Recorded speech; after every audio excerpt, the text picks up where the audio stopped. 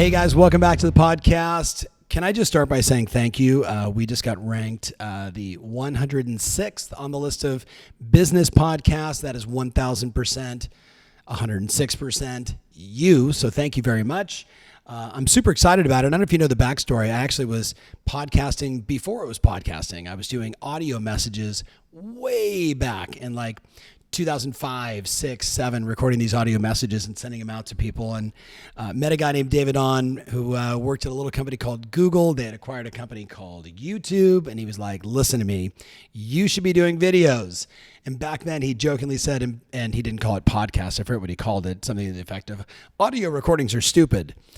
You know, I always say to myself, man, what if I would have just kept going? That would be a lot of content. Anyway, super excited. I'm here in Dallas. We're doing something different, as I mentioned. On my cell phone community, if you haven't texted me, text me, 949-216-5466, 949-216-5466. I recently shot a video and sent it out to my group and just said, if you got a question, I'd love to answer it. And today, my team put together what looks like about 6-ish questions, mainly from brand new agents. And again, we're testing this. Maybe the next one's going to be with a bunch of agents that are selling 200 homes a year. We'll see. But let's just jump right into it. I hope I deliver you value. And again, you will let me know with your comments and your feedback. So Joseph Willoughby says, hey, Tom, how do I as a new agent make myself stand out amongst a very crowded territory? So Joseph, it's a great question. And it is the same question that everybody's asking, not just newer agents. But as a newer agent, I would tell you to consider basically two paths. So one is the people that already know you, like you, and trust you. Maybe not yet as a real estate professional, but they know you, right? So if you were to start sending individual text messages, video messages to every single person you know saying, hey, it's Joseph. I want to let you know I've gotten into real estate and here's why. Now, important distinction, Joseph. When you're starting a new career like this, something that is so personal, something that is so social, so relationship-based as real estate is, you got to get a story as to why people should care, right? Because everybody knows a real estate agent. Everybody knows 10 real estate agents. So what are you about? Why did you get in this business? What problem is it that you want to solve? And look, there's a lot of problems in our industry. So there's a lot of problems with the real estate transaction. There's a lot of problems with the experience that consumers have. So Joseph, I don't know your background, but maybe think about how you could take your former life and make it relatable to this life. So instead of just sending a video text message to one-on-one, not a blast message, but like literally like, yo, Tristan, Tom Ferry, thinking about you, man. I don't know if you know this, but I recently got into real estate. And you know that, my wife and I, we bought our last house and we just kept saying, this is just a bad experience and it shouldn't be a bad experience. So I'm hell bent on making the experience of buying and selling real estate the same way it is perhaps for Amazon. Easy, transparent, fun, satisfying. So I wanted you to know that that's my mission. That's what I'm committed to. And, we've been friends for a long time. Just wanted you to know this is what I'm all about. And this is what I'm doing. And if there's anything I could ever do to help you or help anybody you know, I'd be honored to be of assistance. So look forward to talking to you soon, man. See you around the club. Boom. And I send that video.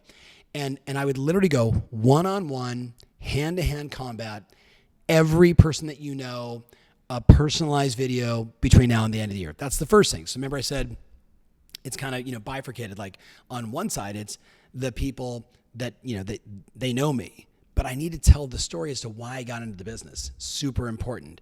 And make the reason you got in the business about them, not about you. Hey, I just wanted to make a ton of money and I thought real estate could be easy, and boy, are you wrong. I hope you don't have that thought. So that's one. On the flip side, it's starting to look at your brand as people get to know you, the people that know you, that refer you.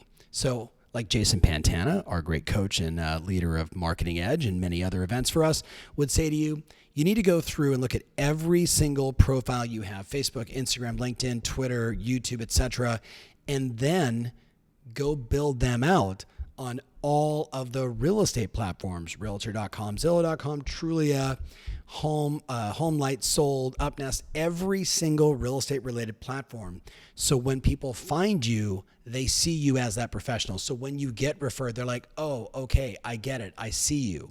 So that's a whole other side to the answer to this question, Joseph. So how do I, as a newer agent, make myself stand out? Look, at the end of the day, this business is about helping people and it's about solving problems. So if I gave you one more piece of advice, it really wouldn't be about standing out. It would be about you being exceptional in this business. So I would say to you, you need to pick a narrow niche, one type of marketing and lead generation that you can bury yourself into. It could be a community. We would call that a geographic farm that you want to serve. It also could be, as I've given to many new agents, if they truly want to elevate themselves and become mature very quickly in the business, not by age, but through wisdom and insight and experience, because you're dealing with people that are in a pressure cooker situation. It would be to knock on the doors, make phone calls to expired listings and for sale by owners. And maybe, just maybe, not with any intent, Joseph, to list their house, though I would certainly love for you to do that. But instead, think about surveying them. Hey, so you put your home on the market, and I'm just curious, like, in your opinion, why didn't it sell? You know, we're in one of the hottest real estate markets we've seen in decades. Why do you feel it didn't sell? What was the lesson learned? Knowing what you know now, what would you have done differently? You know, asking some of these types of questions without just the, hey, I'm here to list your house because I can help and blah, blah, blah. Not saying any of that stuff's bad, but Joseph, you will learn so much. And then what happens is, like when you're at the soccer game or you're on a Zoom session having, you know, a glass of wine with friends on a Friday night or however you do it, and they're like, hey man, how's the business? You could say, you know, I recently surveyed 37 people that put their home on the market this year and it didn't sell. And I just asked them, like, what do they think happened? What was the lesson? And I basically got 4 primary distinctions. And it's just really fascinating, like what these people are saying. And that kind of stuff, Joseph, people are gonna be like, tell me more about that. Tell me more about that. So if I gave you one more, but I know others are gonna ask a similar question, it would be the power of this phone right here. If you're not documenting the journey of your career and being honest and transparent about, hey, I'm Joseph, I'm newer to the business, I've leased 5 houses, I've just helped my first buyer under contract, here are the lessons I'm learning along the way. What you have to realize is that the 86 or whatever the number is, million buyers coming into the market, the millennials, the, you know, Gen Y, etc., they don't know it either. They don't know the business either. And they have shown that they appreciate someone that is helping them on the journey, helping by educating. So by you creating content around the things that you're learning as you're learning it in real time is super valuable as well. So that gives you a lot for you to think about, Joseph. So I'm going to go to Nate Meredith, and let's see, as a soon-to-be agent, how can I offer value to prospective clients on the front end of our relationship? So Nate, it's a great question, and just like with Joseph, I think it comes down to, you know, providing value is finding out what customers value, what is important to them. So, you know, if you're a research phase seller, I want to know what's going to happen in the market. So you could, for example, do a 1-year, 3-year, 5-year historical look back in a community or a price range in your marketplace and create content around that as an example. If I'm a research phase buyer, right? Like research phase, so we're on the same page as someone that's maybe 5 months out, 6 months out, 18 months out, 2 years out. You know, my kid is graduating and we don't want to take them out of school, whatever that looks like today, until this, you know, this time period. Research phase, buyer and seller, it's about finding out like what's important to them. So with the buyer, maybe it's, as an example, and this would be a really good thing for you to do, Nate, so listen up, is what if you grabbed your phone and your car and you somehow, you know, grabbed this device and hooked it up and did drive-through tours of every residential community in your marketplace? Now that probably sounds overwhelming, so maybe start with, you know, 15 or 20 that you know. But before you go in the MLS, pull up all the data. How many homes are there? Do your research. Who built them? When were they built by? What's the average turnover? How often do properties sell for? What have been the price trends? You know, you want to have 6, 8, 10 things that you know about these communities that yeah, if I took the time to Google it, I could probably find them all, on multiple different sites. But if you created a video drive tour where you're like, hey, today we're going through Irvine Terrace. And Irvine Terrace in Corona Del Mar is this community that was built in the early 60s. Fun fact, did you know that in the beginning when they were selling these houses, they weren't selling the dirt, you were just buying the house. So many of the people that bought their homes here in the very early days might have paid $13,000, $15,000, $25,000 for an ocean view home in Corona Del Mar, California, by the way. But it was in 1963. And it wasn't until 1968 that the Irvine Company then said, now we'll sell you the land. And they turned around and they bought the land for 100 or 150. So just a little fun facts. And by the way, I'm making that stuff up, even though I, have a home in that community. I don't know all those details. I'm just giving that as an example, Nate. So I really like that. And if you went through and did interesting facts, things they should know, what about the park, what schools are nearby, what you're basically doing is you're being the educator and the person that is sharing this kind of information. And by the way, all of these videos that I'm going to boost them on Facebook. I'm going to boost it on Instagram in my stories. I'm going to put it on YouTube. I'm going to put it on LinkedIn. I'm going to Google tonight, keywords for posting these videos on those sites so they become more searchable, findable, etc. And then, Nate, as you're building your business, all these things can also be on your website. And if you have all this stuff on there on the front end, right, as you're building these relationships and you meet someone and they're like, hey, Nate, you're selling homes, how's it going? You're like, it's going really great. How's the business? Well, I started my career by doing 75 videos on 75 individual communities in our town. And it was fascinating to me that when I did a Google search on it, that no one had already done this. And yet you and I both know, talking like I'm talking to a buyer, you and I both know that when you come into a community like this, you want to know what are the difference between this one and that one, and which one is this school and that school, and what does it mean? And, do I want to be the one where it goes K all the way through 12? Do I, I'm an empty nester. I want to be away from the kids. I was shocked that nobody had done it. So I took the time to do it. And I started with 15 or 20, and then all of a sudden now I'm at 75, and they all get 300 views, 500 views, 600 views, 700 views, 800 views, and all I know is I'm just helping people make good decisions. So Nate, it's that kind of stuff as an example. Again, I'm just sharing sort of stream of consciousness here. The whole game of delivering value is not what is valuable to you. It is what's valuable to the person that you're delivering this content to. Hey, so it's shocking to hear that I actually had to stop recording the podcast, go over and do a 1-hour webinar for the Hartford Association of Realtors. Big shout out to you guys. So Joseph, coming back to you, that's a lot of my advice that I have for you as a brand new agent. I want to now go to La Calisa, and I think I'm totally probably screwing that up. Lee Calisa, maybe?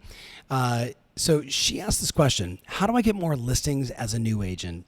And, I love, first of all, that you're asking that question. And, there's a lot of complexity in that answer because, what market are you in?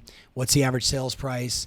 What's your swag? Like who are you? What are you about? What's your secret sauce? All these things that matter. How big is your database? Do you have a database? Are you aligned with the right company? Do you have a broker you can take with you? Do you have a teammate you can take with you? So because I don't know any of that stuff, I'm going to give you just kind of some very just straightforward, if I was your coach, this is what I'd tell you to do, assuming I knew all that.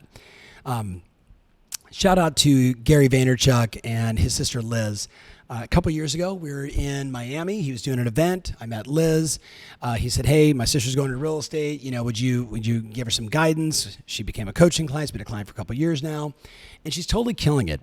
And she's killing it because she's got charisma, because she cares, and because in the first year, kind of like I told, I think it was Joseph and Nate separately, and I'd say the same thing to you, she documented the process. So rather than just coming in the market and saying, hey, I'm here and I'm a brand new agent, and because we know each other and our friends and our kids and yada, yada, you should list with me, she put herself out there. And she did the work, right? She was knocking on doors. She was making calls. She was following up. She was doing all the things that a successful new agent should do, specifically, though, around getting listings. I gave her this assignment, as I've given to many other people, and you heard me mention it earlier to Nate. I believe, as great as the real estate housing market is right now as I record this, there are still a number of expired listings in the marketplace. And if you listen to the interview we did with Sarah from down in Miami, big shout out to Sarah. Sarah understood as a new agent, right? she said, hey, I want to raise my price point. I'm going to pick a community. I'm going to find expired listings in that community, old ones and new ones. And then she went after them with everything in her power, which meant phone calls, direct mail, handwritten notes. And what I would tell you is to do the same. I'd say to you, what it takes to be successful in this business is experience. And it is impossible to gain the experience without putting yourself out in what would some people say be the more challenging transactions. Think about it. Trying to put my home on the market, put it on the market, thought I chose the right agent, did everything they asked, probably wanted more than it was worth, right? Pretty typical. And it didn't work out. I was on the market for 3 months, 6 months, 9 months. And then all of a sudden 50, 60, 70 agents are calling me and telling me they're number one and they're the best. And when you make that call and you're the 15th, 18th, 21st person, at that point, put yourself in the shoes of the client. Like they're not like, oh boy, how many more agents are going to call me today? No, instead they're like, oh, another agent. You might just get that one that's just mean and nasty. That's okay. They're not mean and nasty at you. They're not mean and nasty at you. Do you understand? Like they had a massive unmet expectation. I'm trying to think of what would be similar. It would be like, I'm getting married and we have all these people at the, place we're doing the ceremony and I'm in a tuxedo. Where's Kathy? She's not here. The bride didn't show. The bride no-showed me on my wedding day and it's the end of our relationship. That is a massive unmet expectation. And one could argue that people that put their home on the market intend to sell. They've got someplace they want to go. They got a goal, an objective they want to meet. Even when they list it at crazy prices, they still kind of like, hey, if I can get this price, then I'd go do ABC. When those homes don't sell, it's a massive unmet expectation. They have a feeling of uncertainty. Some of them get angry. And I'm telling you, that's who you should be calling. You should be calling to say, I'm here to help. I'm here to solve the problem. There's only 3 reasons why a home like yours doesn't sell in this extraordinary market. It's either the condition of the property, right? Condition of the property, or, right, and that includes, by the way, everything from staging to layout to design to is it too boxy? Does it have all the things that the buyers want today in your marketplace, a pool, a backyard, an office, or 2, right? It's the condition of the property, right? Number 2, it is how the property was marketed. It was how the property was marketed. And since I'm calling you, I can tell you that I didn't hear enough about your home being on the market, so I didn't preview it, which means that the agent that you had representing you didn't understand that agents are the number one people you need to market listings to, and not just through the MLS, but through other vehicles on top of marketing it to buyers. And the last thing is price. And immediately that's what they're waiting for. They're, oh, you just think I should reduce the price? No, actually, if the condition is right and we restage the property and we market it appropriately, we might even raise the price. But I wouldn't know any of that until you invite me over. So what would be the best time for me to come down to your house, spend 15 or 20 minutes, do it safely, masks, yada, yada, do it on Zoom, whatever you want to do. But what would be the best time? Because that's how you get good. Otherwise, what's that line? It's like it's a slow road to China. Like it takes time. So I would just challenge you as a new agent to put yourself out there in uncomfortable situations that cause you to grow. And the other thing I would say, because I don't know if it's in any of these questions, is documenting the process on Instagram or Facebook or YouTube or wherever you choose to play, wherever your clients are the most. But it's not just like putting it out there for content. The other thing is I'd ask you to think about this. What if you had a journal in your car and at the end of every appointment, you opened up the journal and you wrote down everything about that buyer and that seller? So in a year, you can say to people, in the last 12 months as a newer agent, I went on 65 appointments with buyers and sellers. And it was 50-50, sellers to buyers. And of the sellers that I met with, every single one of them had basically 4 challenges and 5 things they were trying to accomplish. Let's go through them together. Like having that kind of insight is so powerful. And it's so much better than just blah, blah, blah on an appointment.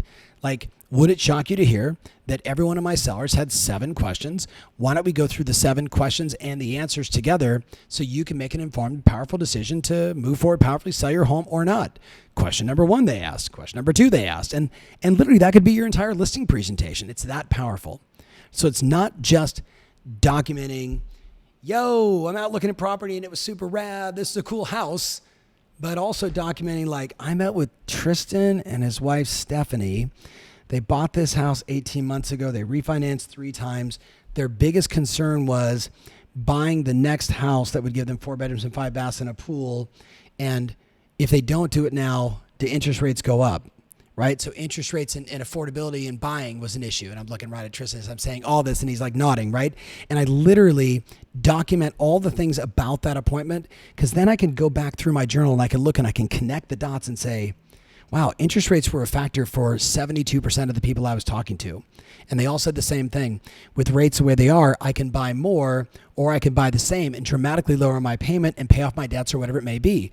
So by doing this, you're just spending your time thinking about the client. That's it. Like, you're just thinking about the clients and how you can educate and deliver value. And what it also does as a new agent is it makes you interesting because you got insight, right? You got insight. You're not just another good looking person trying to sell houses to make big bucks because you saw a $1 million listing episode. All right. So let's go to Dave. Dave Foster says, hey, Tom, how do I handle the new guy syndrome when people search me on Zillow? 11 months in the business yesterday. So first of all, Dave, I think you're probably at a year now because I got these questions a while ago and we've been just trying to figure out all the different ways we want to answer these. So thank you for asking that question and congratulations on year 1. So the thing that I would tell you to think about is I'm going to give you a couple different answers. One is, are you better off as a solo agent or on a team? Now, I know that has nothing to do with the question you were asking, but I think it's an important question for every new agent, right? Am I better off on a team or am I better as a solo agent? And there's a lot of advantages to being on teams and there's a lot of advantages being solo, but I think there's far more advantages, Dave, to being on a team, especially with a great team leader, a great culture, training, maybe leads, more marketing, admin support, et cetera, et cetera. There's just a lot more. And what newer agents that have joined teams have discovered is that they can trade on the brand name of the person that they're on the team with. So, hey, I'm Tom Ferry and I'm on the Tristan Irvin team. Like, oh, Tristan Irvin, yeah, we see his name everywhere, right? It's instant cachet. It's instant more credibility. It gets you one step closer to the trust, and that's what this really is about. So that's one thought to consider. On the flip side, by the way, because on their Zillow profile, you'll have a lot of transactions and deals and a map and all that stuff. On the flip side, you've had how many people you showed houses to, how many people you worked with, how many people you rented a home to, how many people you listed, how many people you did a transaction with, 3, 5, 30, 80, if you think about people you showed houses to. I would challenge you to say you need to get a review from every person you interact with. You need more reviews. We are in the review culture. I said trust earlier. The bottom line is salespeople are salespeople and we're all good-hearted. We all want, we want for the best, not all of us, but you and I do. And what happens is when people read those reviews, they're like, oh, that Tom Ferry guy, wow, like 1,500 reviews. Look what all these people said about him. Like, okay, I can hear myself in there. That sounds like me, so this is probably good for me. Let me reach out and make a connection. Reviews are so powerful. So even if you just show them a house and you say, was the experience good for you? Yeah, that was great. But as we told you, we're just kind of looking and we really appreciate your time, but we don't want to buy at this point. I say, no problem. Tristan, Stephanie, will you guys just take the time to go to Zillow and just write a review for me? If you really, truly enjoyed the experience, it would just mean the world to me as I'm building out my career. Because you and I both know we live in the review economy. So it would just mean a lot to me if you guys would do that. I mean, we spent 20, 30 minutes and you guys don't want to buy a house, but I'm here, right? I'm here and I'm helping. I'm doing everything I can. And you know what? A lot of people will say yes, but if you don't ask, they're not going to do it. So that's where I'd be doubling down is way more reviews. All right. Scott Hayes. By the way, this is interesting that this was, 5 guys, 1 gal. That's interesting. Just interesting. Because I'm so used to the reverse when it comes to questions. So Scott asks, hey, Tom, how do I break through an overcrowded real estate market and set myself apart so that people use me as their agent? So, Scott, I think we answered that a multitude of different ways. So let's just recap. Making sure all your social sites are set up, making sure that you have the self-awareness to know that your job is to solve problems for others. And when people say to you, deliver value, it's vanilla and it's cliche. You have to understand what are the problems that people have and how can you solve them in a repeatable way and create content about that, create conversations about that, create marketing about that, getting to know the pain points of buyers and sellers in the research phase, in the ready phase, in the post-transaction phase, people that bought a home already. What are their concerns? What are their issues? It's about being as consumer-centric as you can, which you can see the trend. I mean, I've been doing this for a long time. Like in the, late 80s, early 90s, it was all about, my buddies at Hobbs and Herter, big shout out to them, company's long gone, but they were fantastic. And they put agents, I almost said ego, but really it was like a positive ego brand stamp. Like, here's my brochure, right? And then, certainly, during my time, like at my current company for the last 17 years, we have been pushing people on, hey, it's about creating authentic content about like your customers, your community, your market. It's doing all of those things. Those are the things that made people stand out. On the flip side, because you're a brand new agent, like you're probably not going to compete with my client DJ and Lindsay, who have 28 billboards in their marketplace, and they run TV ads, and they do radio ads, and they do YouTube ads, and they control all of Zillow, all of Realtor, and all of. Like you can't go online or offline and not find them. As a brand new agent, you got to find one area and you got to crush it.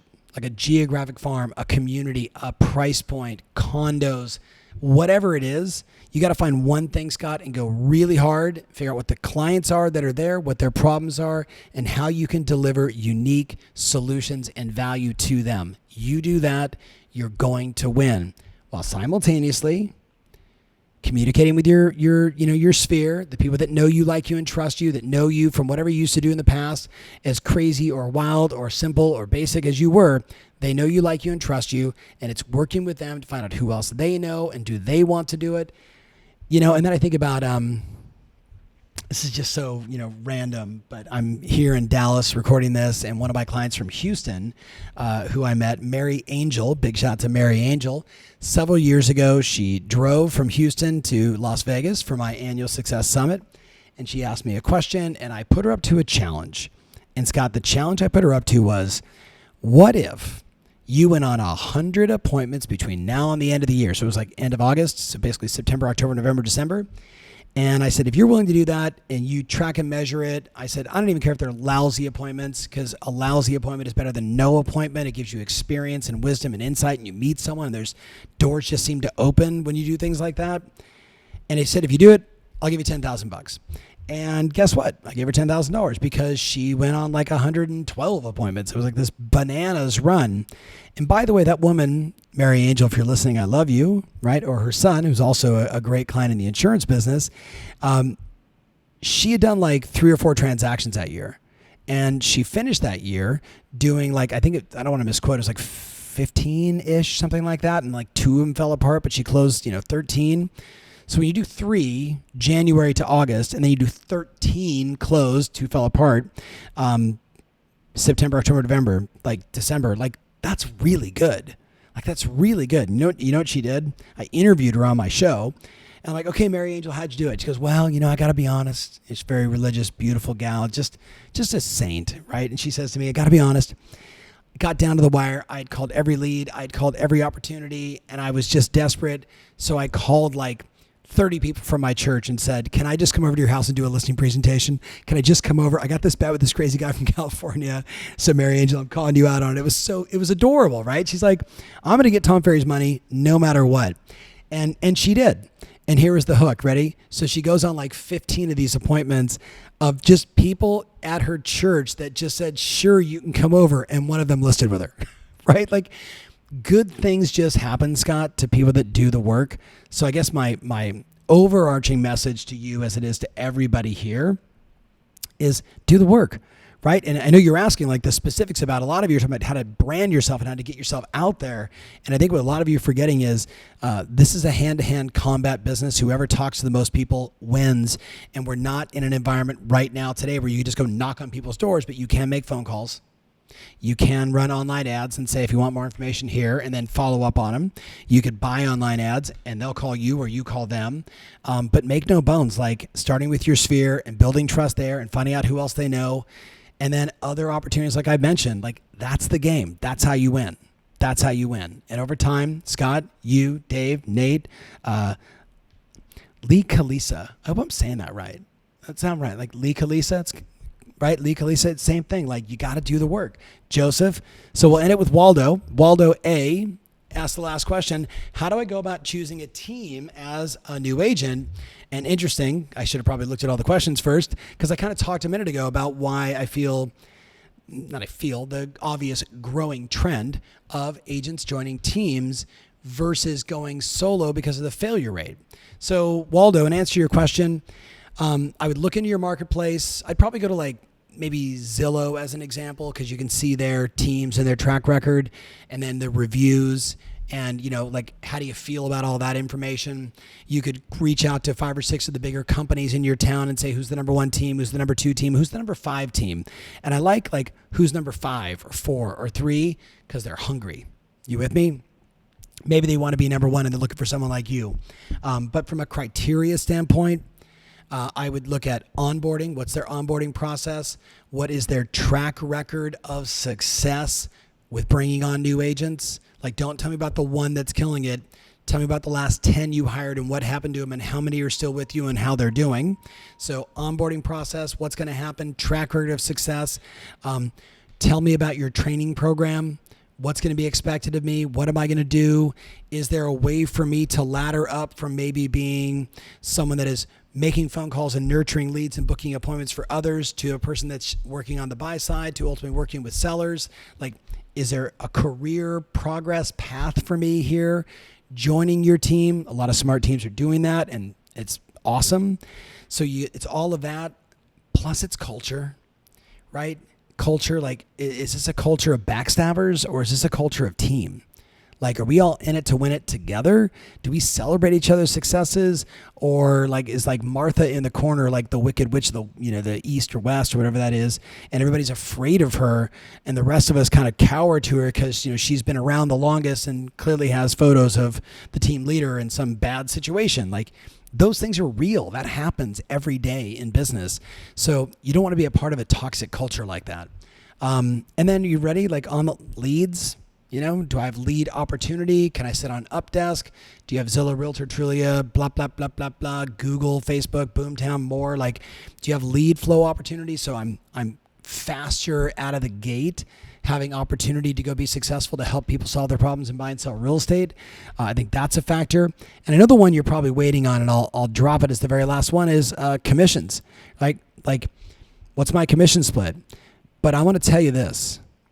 There are teams today that have incredibly high retention, meaning the agents join it, they've been there for 7 years, 10 years, 15 years, 20 years, where the agents on those teams get 25% of the transaction. They get 25%. They do the work and they get 25%.